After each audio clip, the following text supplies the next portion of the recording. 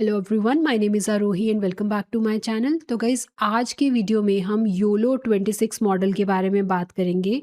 ये latest object detection model है, अल्ट्रालिटिक्स ने रिलीज़ किया है इसको। एंड उन्होंने इस पेपर में ये बोला है कि ये जो मॉडल है ना, ये बेस्ट है अगर आप एज डिवाइसेस के ऊपर ऑब्जेक्ट डिटेक्शन परफॉर्म करना चाहते हो, उसके लिए ये मॉडल बेस्ट है। एज डिवाइसेस से क्या मतलब है मेरा, जैसे कि जेटसन बोर्ड्स हो गए, एम्बेडेड सिस्टम्स हो गए, आपके फ़ोन्स हो गए। क्या होता है, ये डिवाइसेस के अंदर कम मेमोरी होती है ना, ये इतने पावरफुल नहीं होते जितने हमारे कंप्यूटर्स या लैपटॉप्स होते हैं। तो उन्होंने योलो 26 को इस तरह से बनाया है स्पेशली कि ये ना एज डिवाइसेस के ऊपर काम कर सके इजीली। तो इस पेपर में ना एक प्रॉब्लम को मेन हाईलाइट किया गया है। वो प्रॉब्लम क्या है कि जितने भी योलो मॉडल्स हैं, सबसे एक्यूरेसी तो अच्छी आती है, बट वो मॉडल्स को ना अगर आपको डिप्लॉय करना है, चलाना है एज डिवाइसेस पे, जेटसन बोर्ड पे, फोन्स पे, एम्बेडेड सिस्टम्स पे, तो ना वो टास्क बड़ा डिफिकल्ट है। उसके बहुत सारे रीजंस हैं, वो आज हम डिस्कस करेंगे। इन्होंने पेपर में यही सब डिस्कस किया है, तो वो सारी चीज़ें हम डिटेल में डिस्कस करेंगे। तो मेन फोकस जो योलो 26 मॉडल का है, वो है ऑप्टिमाइजेशन का। ऑप्टिमाइजेशन से मेरा मतलब है कि कैसे एफिशिएंटली योलो 26 को जो लो पावर डिवाइसेस हैं उन पे कैसे चलाया जाए। ठीक है, ये मेन मोटिव है इस पेपर का। उन्होंने ये यहाँ पे कोई नया आर्किटेक्चर नहीं एक्सप्लेन करा, कुछ नया ऐसा आर्किटेक्चर नहीं आया है इस पेपर में।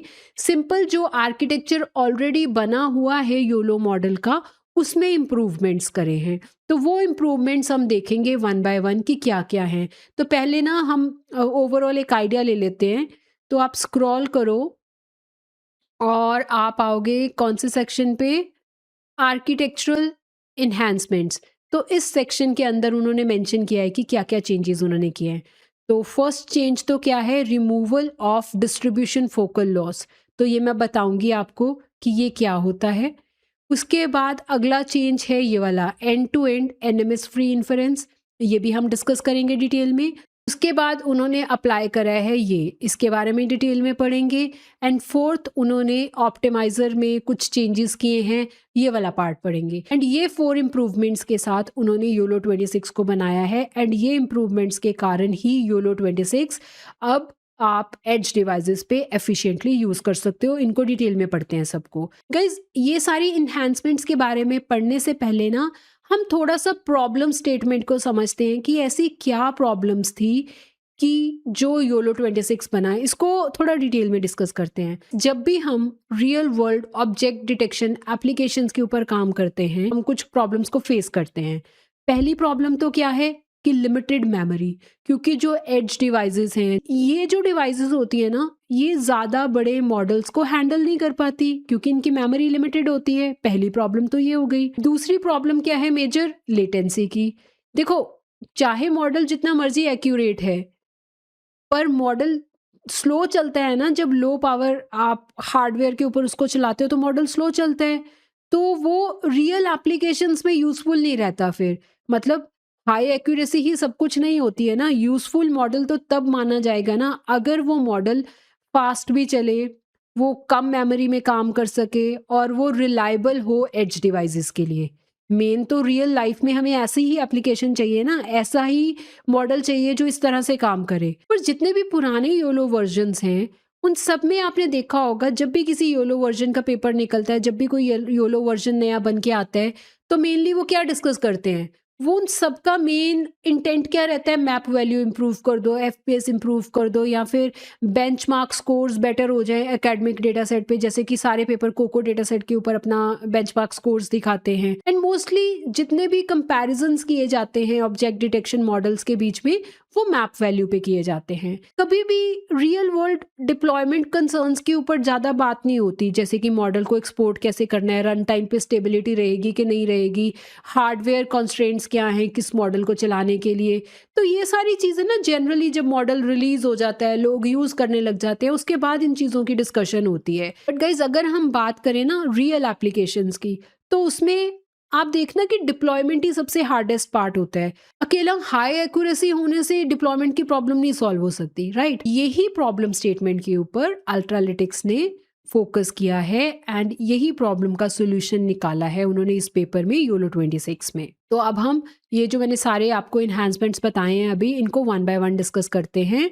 तो पहले हम डिस्कस करेंगे ये end to end NMS free inference. Understand करते हैं ये चीज़ क्या है। गाइज, अगर आपने ऑब्जेक्ट डिटेक्शन मॉडल्स यूज़ किए हैं, योलो यूज़ किया है, तो आपको ऑलरेडी पता होगा कि एनएमएस क्या होता है, नॉन मैक्स सप्रेशन क्या होता है।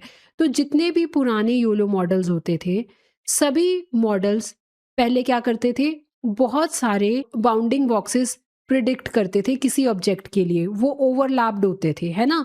तो उसके बाद वो एक सेपरेट प्रोसेस यूज़ करते थे जिसको हम पोस्ट प्रोसेसिंग स्टेप बोलते हैं, एनएमएस। एनएमएस का काम होता था डुप्लीकेट बॉक्सेस को रिमूव करना। एंड गाइस, एनएमएस से काम अच्छा होता है, बट एक्स्ट्रा कैलकुलेशन भी तो हो रही है, एक्स्ट्रा कॉम्प्लेक्सिटी आ गई, एक्स्ट्रा कंप्यूटेशन हो गई एंड इन्फ्रेंस टाइम ज़्यादा लग रहा है, क्योंकि मॉडल को हर इमेज के अंदर जितने ऑब्जेक्ट हैं, हर ऑब्जेक्ट के लिए पोस्ट प्रोसेसिंग स्टेप परफॉर्म करना पड़ रहा है एनएमएस का, है ना। तो काम तो बढ़ा ना यहाँ पर, क्योंकि एनएमएस को बहुत सारे बॉक्सेस को प्रोसेस करना पड़ रहा है जो कि कंप्यूटेशनली एक्सपेंसिव है। एंड स्पेशली अगर ये काम एज डिवाइसेस पे हो रहा है, जहाँ पे तो पहले ही मेमोरी कम है, ठीक है, और लो पावर डिवाइसेस हैं वो, अगर आप लो पावर हार्डवेयर के ऊपर ऐसे एक्स्ट्रा काम मॉडल से करवाई जाओगे तो वो कंप्यूटेशन तो स्लो हो जाएगी ना, प्रोसेसिंग स्लो हो जाएगी। तो इसलिए योलो 26 ने क्या करा, एनएमएस वाला जो स्टेप था ना उसको हटा दिया। तो जो काम एनएमएस करता था उसके बजाय उन्होंने क्या किया, उन्होंने ना मॉडल को ही ऐसे ट्रेन करा कि वो ज़्यादा डुप्लीकेट बाउंडिंग बॉक्सेस ना बनाए। पहले ही अगर ज़्यादा बाउंडिंग बॉक्सेस नहीं होंगे तो हैंडल करने के लिए कोई और एक्स्ट्रा प्रोसेस भी नहीं चाहिए होगा, राइट। तो योलो 26 में क्या हुआ कि मॉडल को इस तरह से ट्रेन किया गया कि वो पहले ही देख के वो वाले प्रिडिक्शंस को रखे जिनकी ज़रूरत है। इस अप्रोच से बेनिफिट क्या हुआ, जब मॉडल खुद से लर्न करने लग गया, मॉडल को खुद से पता लग गया कि अच्छा ये बॉक्स इंपॉर्टेंट है, इसको रखना है, ये बॉक्स इंपॉर्टेंट नहीं है, इसको नहीं रखना, मतलब एनएमएस की ज़रूरत नहीं है। जब एनएमएस की ज़रूरत नहीं है तो मतलब वो जो एक्स्ट्रा स्टेप था, एक्स्ट्रा कंप्यूटेशन थी, वो निकल गई। उससे क्या होगा, इन्फ्रेंस फास्ट हो जाएगी, जो कि बहुत ज़रूरी है अगर आप real time and edge development करते हो। मतलब जो जेटसन नैनो पे काम कर रहे हो, जेटसन डिवाइसेस पे काम कर रहे हो, फ़ोन्स पे काम कर रहे हो, एम्बेडेड सिस्टम्स पे काम कर रहे हो, तो ये चीज़ वहाँ पे मैटर करेगी ना, क्योंकि हमने एक एक्स्ट्रा स्टेप जो कि इन्फ्रेंस के टाइम पे यूज़ होता है वो स्टेप को हटा दिया, तो स्पीड अप ऑटोमेटिकली तेज़ हो गई। तो ये तो हो गया इस पॉइंट में। अब हम अगले पॉइंट की बात करते हैं। अब हम बात करते हैं इस सेक्शन की। यहाँ पर क्या है, देखो यहाँ पर ना दो चीज़ें इंट्रोड्यूस हुई। एक तो है प्रोग्रेसिव लॉस, ये जो PROG लॉस लिखा हुआ है ये क्या है, प्रोग्रेसिव लॉस। एंड ये जो दूसरा है STAL, ये क्या होते हैं, small target aware label assignment. तो अब हम इन दोनों की बात करेंगे वन बाय वन। तो पहले हम बात करते हैं प्रोग्रेसिव लॉस की। अब प्रोग्रेसिव लॉस क्या होता है गाइस, देखो जब भी आप ऑब्जेक्ट डिटेक्शन करते हो, आपने नोट किया होगा आपको ना तीन तरह के लॉसेस मिलते हैं। एक होता है क्लासिफिकेशन लॉस, जो ये बताता है कि ये ऑब्जेक्ट कौन सा है, मतलब ये कैट है, डॉग है, पर्सन है ना, क्लासिफिकेशन लॉस। एक होता है लोकलाइजेशन लॉस। लोकलाइजेशन लॉस ये बताता है कि जो बॉक्सेस मॉडल प्रिडिक्ट कर रहा है वो कितने एक्यूरेट हैं। एक होता है ऑब्जेक्टनेस लॉस। ऑब्जेक्टनेस लॉस ये बताता है कि ये ऑब्जेक्ट है कि ये बैकग्राउंड है, ठीक है। ये तो तीन तरह के लॉस होते हैं जो ऑब्जेक्ट डिटेक्शन में यूज़ किए जाते हैं। अब जो पुराने योलो वर्जन्स थे, योलो मॉडल्स थे, उनमें क्या होता था ना, कई बारी एक लॉस दूसरे लॉसेस को डोमिनेट करता था, उससे ट्रेनिंग अनस्टेबल हो जाती थी। तो वो प्रॉब्लम को सॉल्व किया गया प्रोग्रेसिव लॉस के साथ। प्रोग्रेसिव लॉस ने इस प्रॉब्लम को फिक्स करा। एंड कैसे फिक्स करा, उसने ना बैलेंस करा सभी लॉसेस को, ठीक है। बैलेंस किस किस को करा, क्लासिफिकेशन, लोकलाइजेशन एंड ऑब्जेक्टनेस लॉस को बैलेंस करा, ताकि कोई एक लॉस ताकि कोई एक तरह का लॉस बाकी लॉसेस को डोमिनेट ना करे, जिससे क्या होगा कि ट्रेनिंग ज़्यादा स्टेबल होगी, आपका मॉडल बेटर कन्वर्ज होगा और जनरलाइजेशन अच्छी होएगी, है ना? तो ये तो होता है प्रोग्रेसिव लॉस। अब नेक्स्ट है STAL, जिसका मतलब क्या है? Small target aware label assignment. Small objects को डिटेक्ट करना ना एक बहुत डिफिकल्ट टास्क है कंप्यूटर विजन में, क्योंकि स्मॉल ऑब्जेक्ट्स जो होते हैं ना, वो बहुत कम पिक्सल्स लेते हैं इमेज के अंदर, एंड वो कई बारी किसी दूसरे ऑब्जेक्ट के पीछे पार्शियली एक्लूडेड भी हो सकते हैं, मतलब छुपे होते हैं, थोड़ा आधा दिख रहा होता है ऑब्जेक्ट, आधा नहीं दिख रहा होता। और अगर कोई बहुत क्राउडेड इमेज है जिसके ऊपर काम कर रहे हो और ऑब्जेक्ट बहुत छोटे हैं, तो कई बारी ना वो ऑब्जेक्ट बैकग्राउंड के साथ ही मिल जाते हैं। तो वो प्रॉब्लम को सॉल्व करने के लिए STAL को यूज़ किया गया। STAL क्या करता है? इम्प्रूव करता है लेबल असाइनमेंट ड्यूरिंग ट्रेनिंग। अब लेबल असाइनमेंट क्या होता है? लेबल असाइनमेंट का सिंपल मतलब ये है कि डिसाइड करना कौन से प्रिडिक्टेड बॉक्सेस जो हैं वो पॉजिटिव हैं एंड कौन से बॉक्सेस जो प्रिडिक्ट किए गए हैं वो नेगेटिव है। पॉजिटिव मतलब वहाँ ऑब्जेक्ट है, नेगेटिव मतलब वहाँ ऑब्जेक्ट नहीं है। एंड जितने भी पुराने योलो मॉडल्स थे ना, वो यहाँ पर बहुत स्ट्रगल करते थे, वो यहाँ पर ना बहुत प्रॉब्लम फेस करते थे।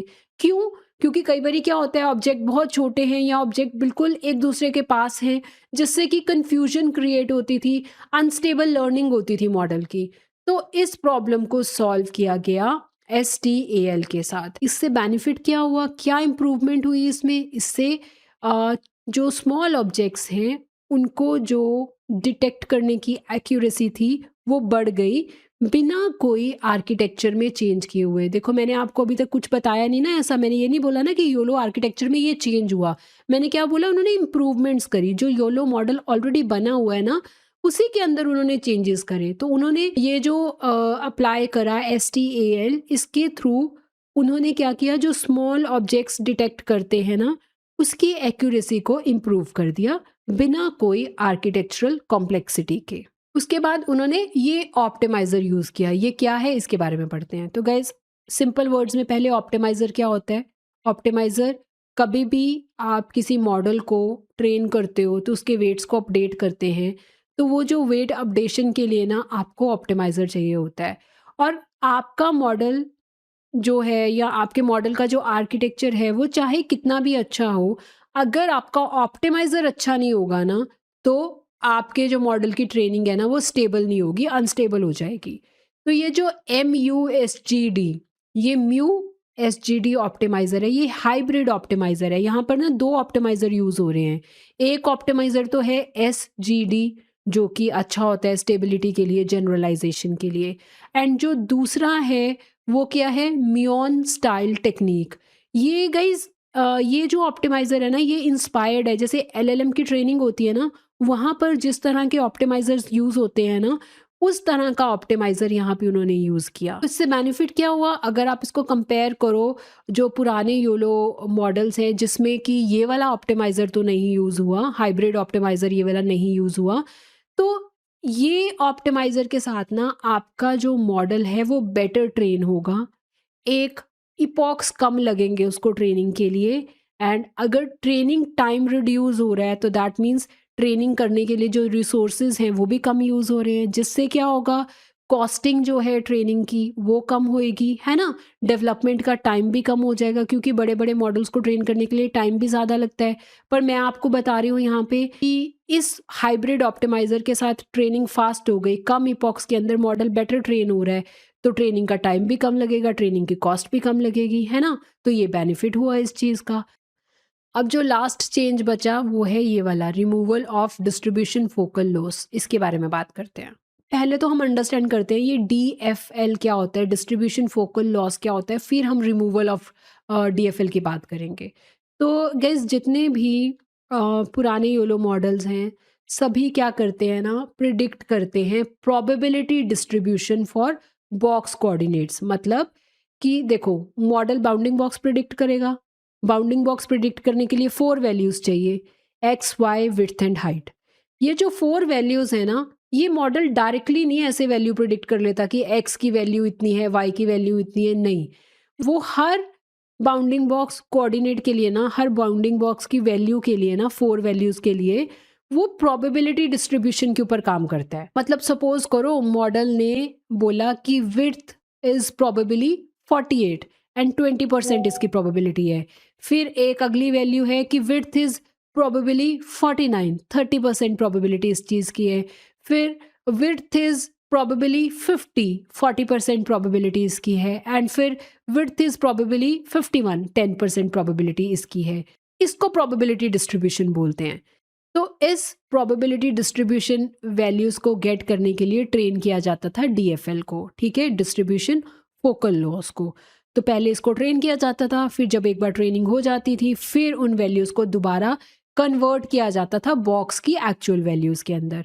तो बेसिकली इसका फायदा क्या था? पुराने योलो मॉडल्स ये प्रोबेबिलिटी डिस्ट्रीब्यूशन यूज क्यों करते थे?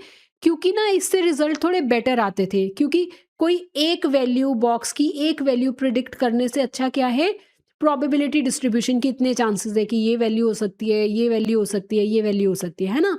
तो प्रोबेबिलिटी वाले तरीके से ना एक्यूरेसी तो थोड़ी बेटर आती थी, पर काम भी तो बढ़ गया ना। प्रोबेबिलिटी डिस्ट्रीब्यूशन गेट करना है, उसके लिए मैथ बढ़ गया, मतलब कि कंपटीशन बढ़ गई, उससे फिर इन्फ्रेंस भी स्लो होएगी।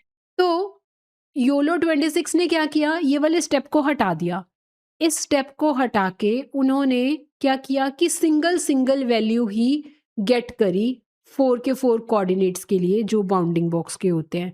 मतलब फॉर एग्जांपल एक्स के लिए उन्होंने वैल्यू कर ली 26, वाई के लिए कुछ एक वैल्यू, फिर विड्थ एंड हाइट के लिए एक वैल्यू, एक एक वैल्यू। मतलब उन्होंने प्रोबेबिलिटी डिस्ट्रीब्यूशन वाले स्टेप को हटाकर सभी बाउंडिंग बॉक्स को, जितने भी बाउंडिंग बॉक्सेस होंगे हर के लिए 4 वैल्यूज चाहिए, वो 4 वैल्यूज डायरेक्टली वो ले रहे हैं बिना डीएफएल को यूज किए। तो यहाँ पर भी काम कम हो गया, काम कम हो गया, कंपटीशन कम हो गई, कंपटीशन कम हो गई तो इन्फ्रेंस फास्ट हो गई, इन्फ्रेंस फास्ट हो गई तो मतलब एज डिवाइसेस के ऊपर उसका रिजल्ट अच्छा आएगा। गाइस इन चेंजेस के कारण जो योलो 26 है वो एज डिवाइसेस पे बेटर परफॉर्म कर रहा है, एफिशिएंटली काम कर रहा है। तो हम बहुत ज़्यादा डिटेल में नहीं गए, बट मैंने आपको एक ओवरऑल आइडिया तो दे दिया कि क्या चेंजेस उन्होंने इंट्रोड्यूस करे हैं और उनका मतलब क्या है। अब हम प्रैक्टिकल इम्प्लीमेंटेशन देखते हैं। तो गाइज आज के ट्यूटोरियल में तो मैं आपको बताऊंगी कि प्री ट्रेंड मॉडल कैसे यूज़ करना है। Pre trend YOLO 26 model. Pre trend का मतलब होता है कि जो मॉडल ऑलरेडी बना हुआ है उसको ट्रेन किया हुआ है किसी डेटा सेट के ऊपर, हम सिर्फ उसी ट्रेंड मॉडल को लोड करेंगे और इनपुट देंगे अपनी मर्जी की। हम इनपुट के वीडियो भी देंगे, इनपुट में इमेजेस भी देंगे और हम देखेंगे कि क्या जो मॉडल ऑलरेडी ट्रेंड है क्या वो ऑब्जेक्ट्स को डिटेक्ट कर पाता है। आज तो हम ये काम करेंगे। मेरे नेक्स्ट वीडियो में मैं आपको बताऊंगी कि हम खुद के डेटा सेट के ऊपर योलो 26 को कैसे ट्रेन कर सकते हैं। एंड गाइज योलो 26 के थ्रू ना आप डिफरेंट डिफरेंट काम कर सकते हो। देखो यहाँ पे लिखा भी होगा इन्होंने, ऑब्जेक्ट डिटेक्शन भी परफॉर्म कर सकते हो, इंस्टेंट सेगमेंटेशन, की point detection, oriented detection, classification, तो ये सारे काम आप कर सकते हो। तो आज मैं आपको ये 5 डिफरेंट तरह के जो मॉडल्स हैं इनको लोड करके कैसे ये सारे टास्क परफॉर्म किए जाते हैं वो बता रही हूँ। तो स्टार्ट करते हैं। तो गाइज आज का कोड रन करने के लिए सिर्फ एक ही प्री रिक्विजिट है, आपके पास पाइथन इंस्टॉल हुई होनी चाहिए। अगर पाइथन इंस्टॉल है तो आप सिर्फ एक कमांड रन करोगे, पिप इंस्टॉल अल्ट्रालिटिक्स, एंड आपका इन्वायरमेंट रेडी हो जाएगा योलो 26 को रन करने के लिए। तो अभी हम प्रैक्टिकल देखते हैं। तो हम ना पहले डॉक्यूमेंटेशन ओपन कर लेते हैं योलो 26 की। देखो इस सेक्शन में आ जाओ, आप देख रहे हो योलो 26, यहाँ पर 5 मॉडल्स के नाम दिए हुए हैं। फिर योलो 26-SEG, फिर यहाँ पे 5 मॉडल्स दिए हुए हैं। तो मतलब क्या है, योलो 26 वाले जो मॉडल्स हैं ना ये हैं ऑब्जेक्ट डिटेक्शन के लिए। देख रहे हो यहाँ पे ये डिटेक्शन वाले मॉडल्स हैं। अगर आपको इंस्टेंस सेगमेंटेशन परफॉर्म करनी है तो आप ये वाले मॉडल यूज़ करोगे।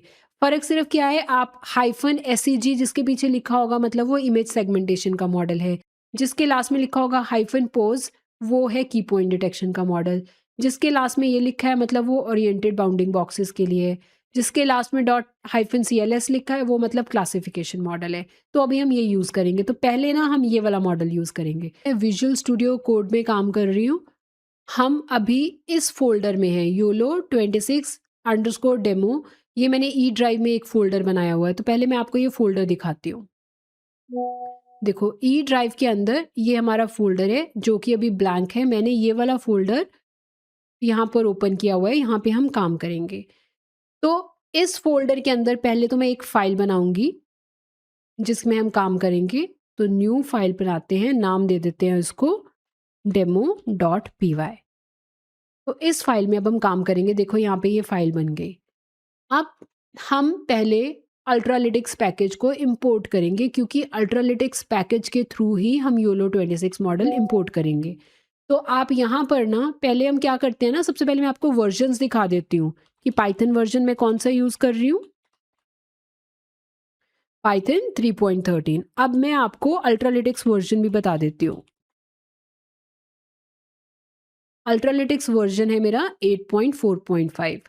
अब आप जैसे फर्स्ट टाइम काम कर रहे हो तो आपके पास अगर अल्ट्रालिटिक्स आपने नहीं इंस्टॉल किया तो आप क्या लिखोगे, पिप इंस्टॉल अल्ट्रालिटिक्स, एंटर कर देना और अल्ट्रालिटिक्स इंस्टॉल हो जाएगा।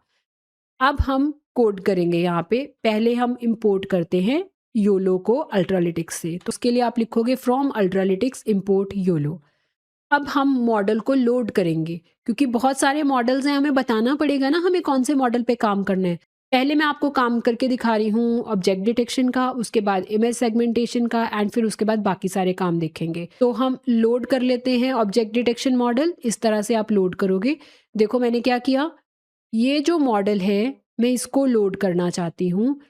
अब गाइस जब हम इस कोड को रन करेंगे ना, ऑटोमेटिकली ये जो मॉडल है डाउनलोड हो जाएगा आपकी करंट वर्किंग डायरेक्टरी में। हमारी करंट डायरेक्टरी कौन सी है, ये वाली है, इसमें डाउनलोड हो जाएगा। मॉडल लोड हो गया, उसके बाद हम बताएंगे कि हमें किसके ऊपर टेस्टिंग करनी है, इन्फ्रेंस किस पे चलानी है। तो उसके लिए मैंने क्या किया, एक रिजल्ट वेरिएबल ले लिया, उसमें मैं मॉडल को कॉल कर रही हूँ। यहाँ पर मैं सोर्स दे रही हूँ जिसके ऊपर टेस्ट करना है। मैं बोल रही हूँ एसेट्स नाम का एक फोल्डर है, उसके अंदर ये इमेज है, उसके ऊपर टेस्ट करना है। एंड सेव ट्रू का मतलब है कि मुझे आउटपुट को सेव करना है करंट फोल्डर के अंदर ही, ठीक है। तो अब मैंने आपको ये वाला फोल्डर दिखाया, ये तो खाली फोल्डर है। हम क्या करते हैं ना, उसके अंदर एसेट्स फोल्डर बनाते हैं, उसके अंदर ये वाली इमेज रखते हैं, तभी ये कोड काम करेगा ना। अभी तो उसको ये इमेज मिलेगी ही नहीं। तो आप आ जाओ यहाँ पर हम एक फोल्डर बना लेते हैं, नाम दे दो उसको एसेट्स। इसके अंदर एसेट्स फोल्डर के अंदर ये इमेज रख दो। अब इमेज हमने रख दी यहाँ पर। अब हम इसको रन करते हैं। तो आप रन करोगे पाइथन demo.py। मेक श्योर कि फाइल आप पहले सेव कर लो, फिर एंटर करो।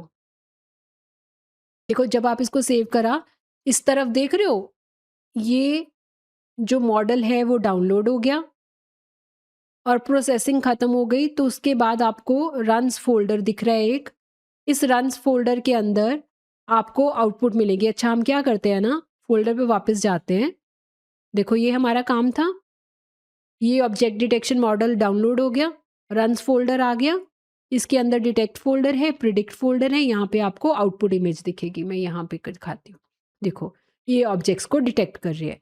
तो ये तो थी हमारी आउटपुट इमेज। मैंने आपको इनपुट इमेज नहीं दिखाई ना, इनपुट इमेज भी दिखाती हूँ। एसेट्स के अंदर ये हमारी इनपुट इमेज थी, ठीक है। तो इस तरह से हम सिंगल इमेज के ऊपर ऑब्जेक्ट डिटेक्शन परफॉर्म करते हैं। अब सपोज करो आपने सिंगल इमेज के ऊपर काम नहीं करना, आपके पास ना एक फोल्डर है, उस फोल्डर के अंदर मल्टीपल इमेजेस हैं एंड आप वो सारी इमेजेस के ऊपर एक बार में ऑब्जेक्ट डिटेक्शन करना चाहते हो। तो तब आप क्या करोगे, आप ये कोड लिख लेना, मैं इसको कमेंट कर दूं ऊपर वाली लाइन को। देखो एसेट्स के अंदर मैंने फोल्डर का नाम लिख दिया जिस फोल्डर में इमेजेस पड़ी हैं। तो अब हम क्या करते हैं ना, एसेट्स फोल्डर के अंदर एक फोल्डर बनाते हैं IMGS का, उसके अंदर 2-3 इमेजेस रख देते हैं एंड फिर इस कोड को रन करके देखते हैं। इसके लिए आ जाओ यहाँ पर, हम हैं एसेट्स फोल्डर में, यहाँ पर एक फोल्डर बना दो। फोल्डर का नाम दे देते हैं IMGS। इसके अंदर एक तो हम यही इमेज रख देते हैं, एक इमेज यहाँ पे मैं कोई और रख देती हूँ। एक इमेज मैंने ये रख दी। अब क्या है, मैंने फ़ोल्डर का पाथ दिया हुआ है, तो इस फ़ोल्डर के अंदर चाहे 2 इमेजेस हों, चाहे 200 इमेजेस हों, जितनी भी इमेजेस होंगी ना, एक बार के अंदर आपका ऑब्जेक्ट डिटेक्शन मॉडल इन सब पे काम करेगा। तो हम कोड पे दोबारा आते हैं, इसको सेव करो, इसको रन करते हैं। देखो आउटपुट इस बार किस में सेव हुई, प्रिडिक्ट टू फ़ोल्डर में। अब हम दोबारा जाते हैं, फ़ोल्डर चेक करते हैं। ये रन्स फ़ोल्डर था, डिटेक्ट, प्रिडिक्ट टू, 2 इमेजेस आ रही हैं। फर्स्ट इमेज है, फर्स्ट वाली इनपुट इमेज की आउटपुट, ये सेकंड इमेज है, सेकंड वाली इमेज की आउटपुट। तो हमें दोनों इमेजेस के ऊपर डिटेक्शंस मिल गई। तो अब आपको पता चल गया सिंगल इमेज के ऊपर डिटेक्शन कैसे करनी है एंड मल्टीपल इमेजेस के ऊपर कैसे करनी है। अब हम वीडियो के ऊपर टेस्ट करते हैं। अब हम क्या करते हैं, एसेट्स फ़ोल्डर के अंदर ना एक मैं यहाँ पर वीडियो रख देती हूँ। वीडियो का नाम है skating.mp4। मैं आपको वीडियो दिखा देती हूँ पहले। ये वीडियो है, इसके ऊपर ऑब्जेक्ट डिटेक्शन हम परफॉर्म करना चाहते हैं। तो करते हैं, यहाँ पर आ जाओ। आपको सिर्फ क्या करना है, मॉडल तो ऑब्जेक्ट डिटेक्शन ही चाहिए। आपको सिर्फ इमेज की जगह पर वीडियो का नाम देना है। एसेट्स के अंदर हमारे पास हमारी वीडियो का क्या नाम है, skating.mp4। इसको सेव करो एंड फिर इसको रन करो।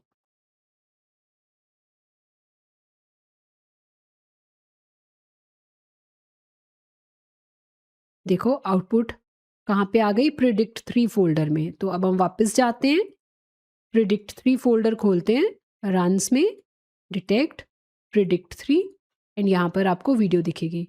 अब देखो वीडियो में ऑब्जेक्ट्स डिटेक्ट हो रहे हैं प्रॉपर्ली।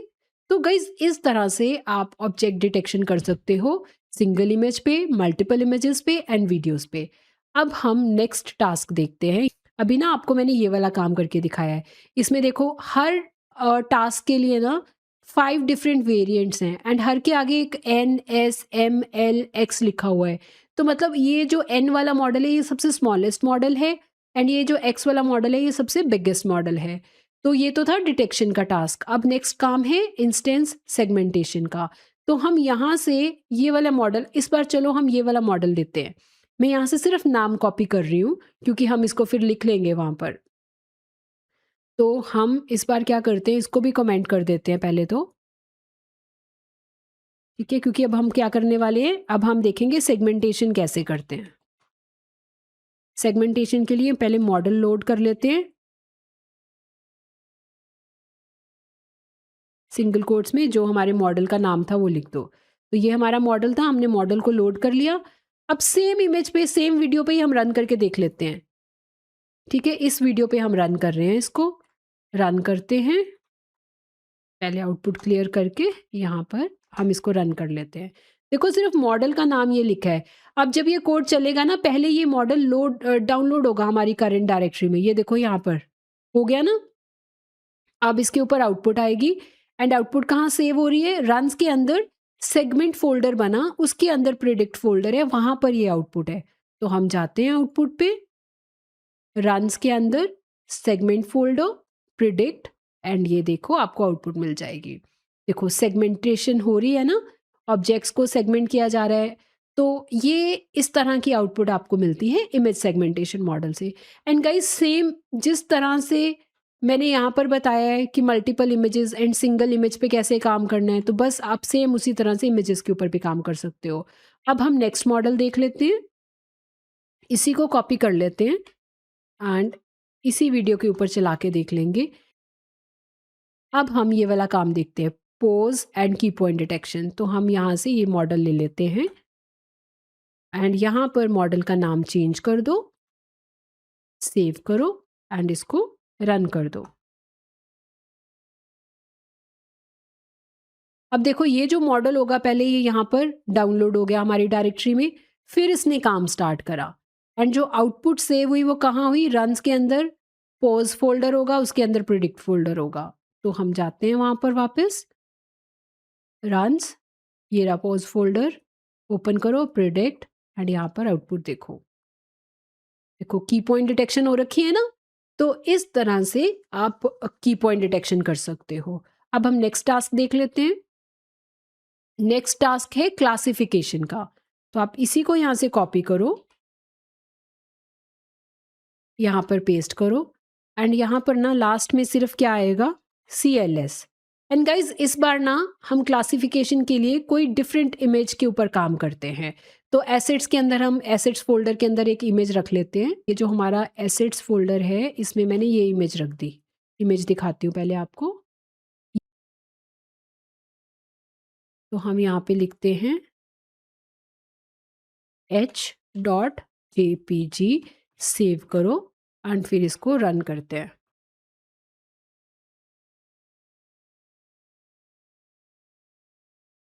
ओके, क्या प्रॉब्लम आ गई?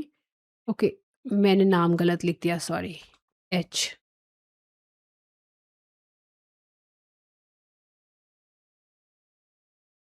देखो आउटपुट कहाँ सेव हो गई, रन्स के अंदर, क्लासीफाई फोल्डर के अंदर, प्रिडिक्ट में। तो हम जाते हैं रन्स फोल्डर में,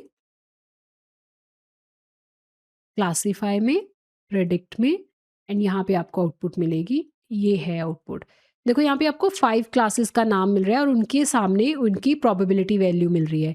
तो सॉरल मतलब बेसिकली क्या होता है, ये जो रेड कलर का ऐसा हॉर्स होता है ना, रेडिश सा, उसको सॉरल बोलते हैं। तो 0.91 मतलब 91% हमारा मॉडल श्योर है कि ये हॉर्स है, सॉरल है। फिर 2% श्योर है कि वो ये है, 2% श्योर है कि वो ये है। इस तरह से हमारे मॉडल ने टॉप 5 प्रिडिक्शंस हमें दी क्लासिफिकेशन की। तो गाइज इस तरह से आप योलो 26 के साथ डिफरेंट टास्क परफॉर्म कर सकते हो एंड इस कोड का लिंक मैंने डिस्क्रिप्शन सेक्शन में दिया है। ये कोड आप वहाँ से ले सकते हो एंड मैं अपनी नेक्स्ट वीडियो में बताऊंगी कि कस्टम डेटा सेट के ऊपर कैसे काम कर सकते हैं। एंड आई होप ये वीडियो आपके लिए हेल्पफुल रही होगी। एंड गाइज अगर आपको मेरा कंटेंट हेल्पफुल लगता है तो प्लीज़ मेरे चैनल को लाइक करना, शेयर करना एंड सब्सक्राइब करना। Thank you for watching.